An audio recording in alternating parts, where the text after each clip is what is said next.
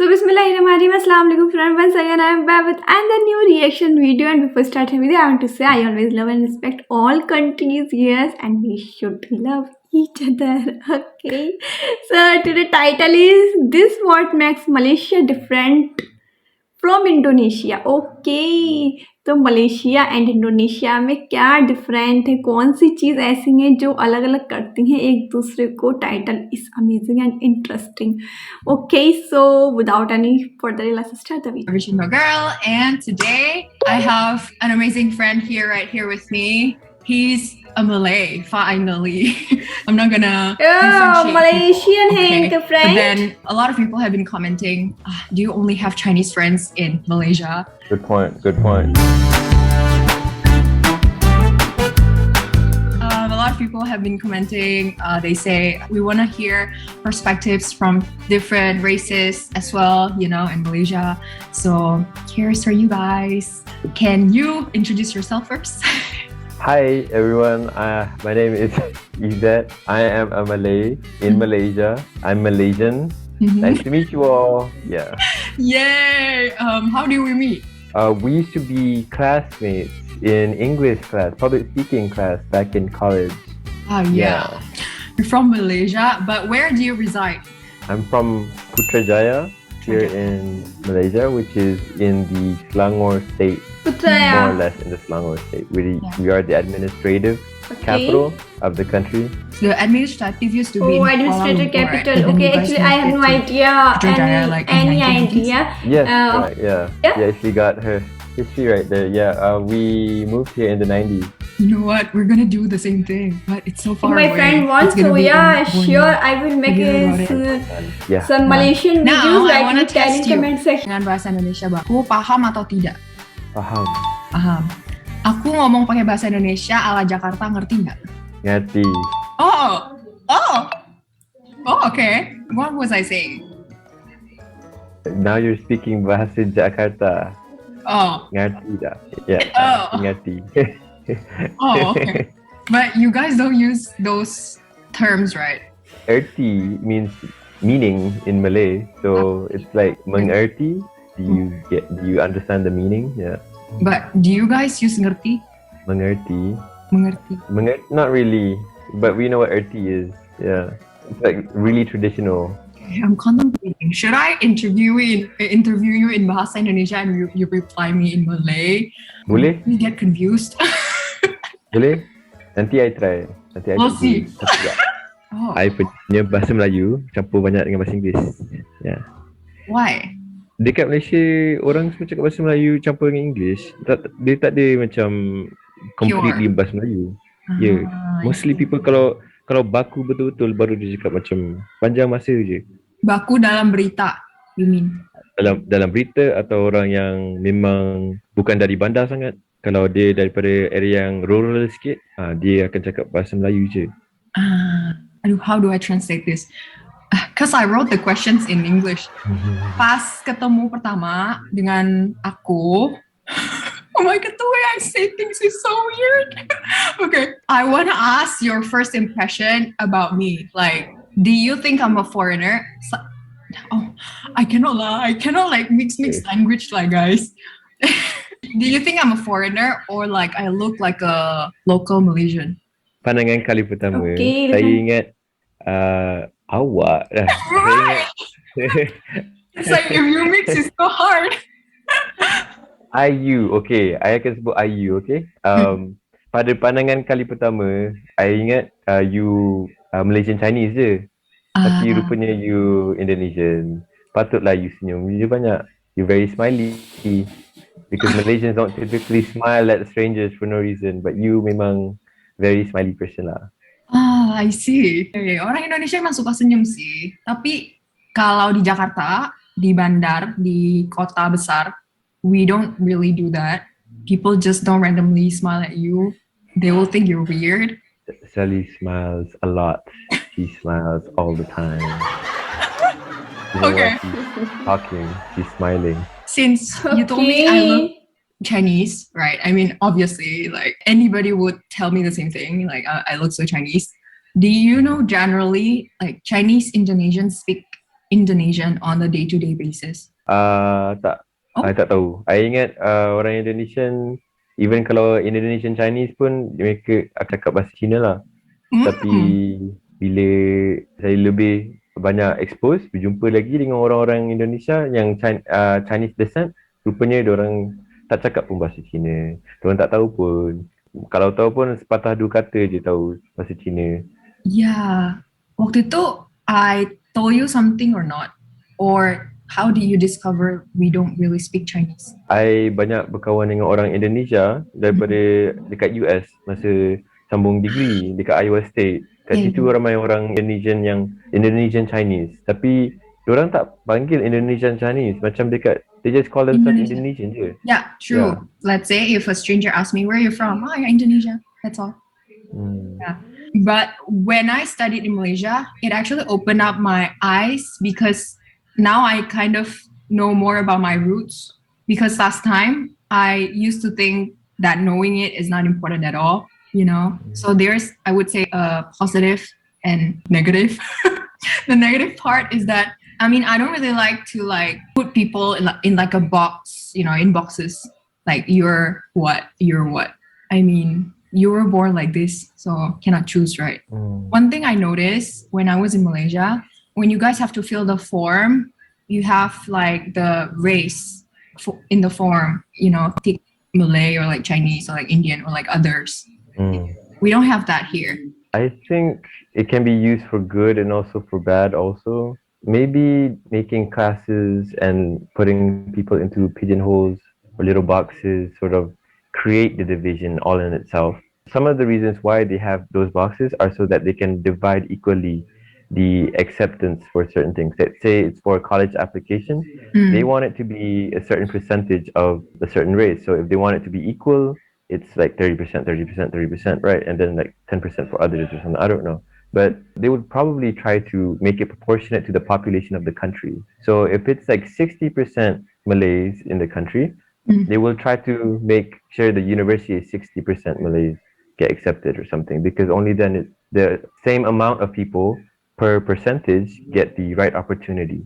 It's usually like that, but it depends on what the intention is of the person who uses those boxes. Personally, I don't know if having those boxes are a good thing, because it does create division and it does create selectivism. Yeah. And trying to make selective decisions in like based off your race kind of defeats the purpose of merit, and also things that are more definitive, like gender. Of course, gender you need to also take account for, because you don't want to overpopulate or give too much to just the male side or just to the women's side. You want it to be equal, or maybe to those who don't have enough.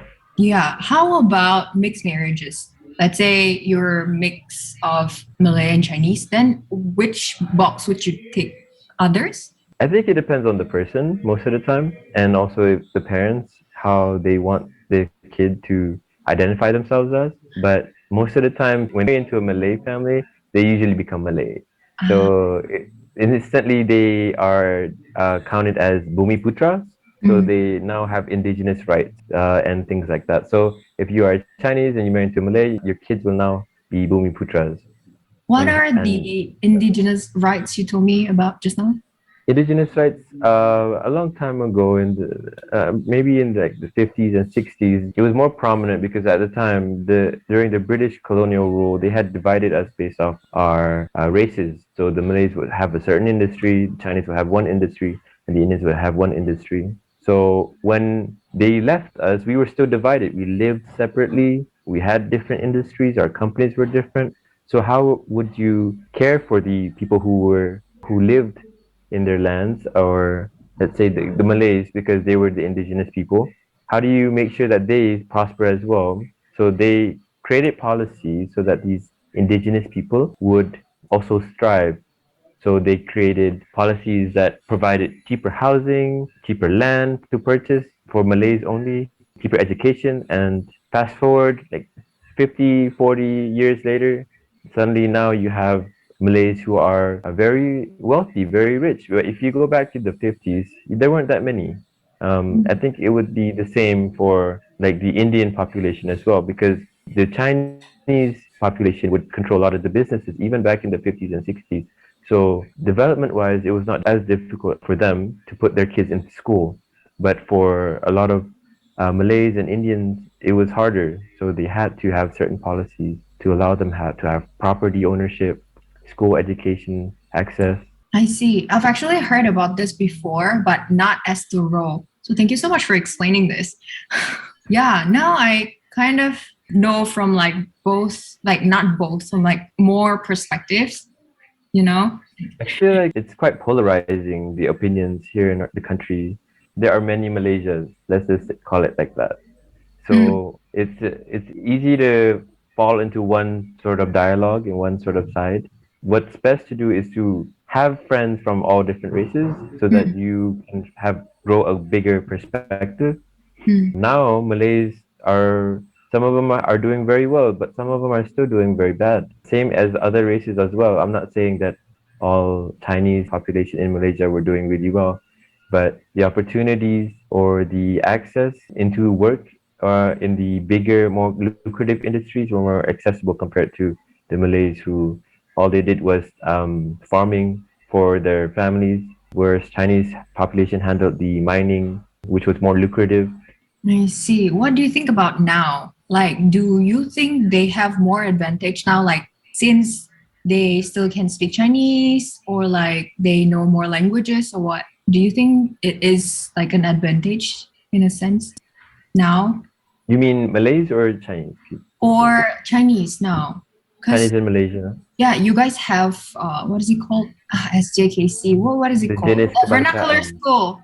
Vernacular schools, Yeah, yeah. vernacular school, right? Yeah, that was like something very new to me when I first came.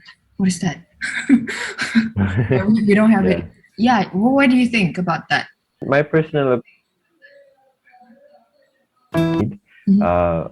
for vernacular schools, it's not like in those schools they are completely preserving the traditions of the Chinese people.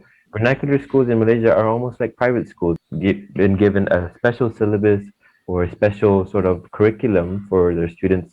That's why a lot of Malays nowadays they send their kids to vernacular Chinese schools so that they receive a more comprehensive education. The education system in the vernacular schools are much better and they teach their students very well. They pay attention to them as well. The only issue with that is that the name implies that there is a need to preserve Chineseness or the traditions of Chinese people, which I don't really understand because if you want to be Malaysian or how Indonesians are like, if you want to be completely Indonesian, you don't make differences, you don't make separations. Okay, so do you guys have private schools that are non-Chinese related or like Indian related? Like maybe using Bahasa Melayu? I'm not sure about private schools for Indians, but I do know in Malaysia they did create to sort of counter or to boost the Malay population so that they can quote unquote catch up with the education system. Mhm. They made certain boarding schools by the government. Now these schools weren't necessarily better, they were just a school to make the kids live on campus and then they can go to school easier because Oh, Malays used to have issues traveling to school. You know, they had to help their parents work and all that. So then they created boarding schools. And then they created colleges like UITM, which is certain universities which is just for Bumi Putra people, just for the indigenous people. but that's still funded by the government, right? So it's not a private school. Yes, UITM is University Technology Mara is actually a government funded institution. So means there is no private school that use Bahasa Melayu. No, I wouldn't call it private. Nothing that's been funded by an individual or a certain entity. It's always just been from the government. So your private school consists of like the medium in Chinese and in English only, or how? Uh, Chinese and English. Yeah, I mean let's say international school, private school as well, right? The Chinese school is it also considered private? They're not considered private, no, Oh, but they are like private schools a lot of the time. From what I understand, mhm. the amount of freedom that they receive in how they want to carry their school and their education is different from the SMKs. SMK is it's sekolah menengah kebangsaan, which is national schools. Okay. Do you know how the school system is Okay. like here in my country? No, I don't know. Okay. Because we have private schools and also government schools, right? Public. And also international schools. So mostly only three. But the two, like the not international schools, we still use Bahasa Indonesia. Oh. Yeah. Unless let's say I go to like this international school, then obviously people will already think you will converse in English, like the medium of at least like the book and everything. Yeah, it will be in English. But in the society, you still have to use Indonesian outside. Maybe in school only. Yeah. Fully English. Oh, I see. Interesting. What are the government schools like? It's cheaper. And normally in class, it consists of more students. Yeah. I mean, most people that can afford more, they would, but it depends. I can also say they would choose private schools because some, if they want to go to like public uni, like very good public uni here, they would sometimes choose to go to like top government schools, Top government? public schools. Yeah. What else do you know or like notice about Indonesians that are different from Malaysians in general?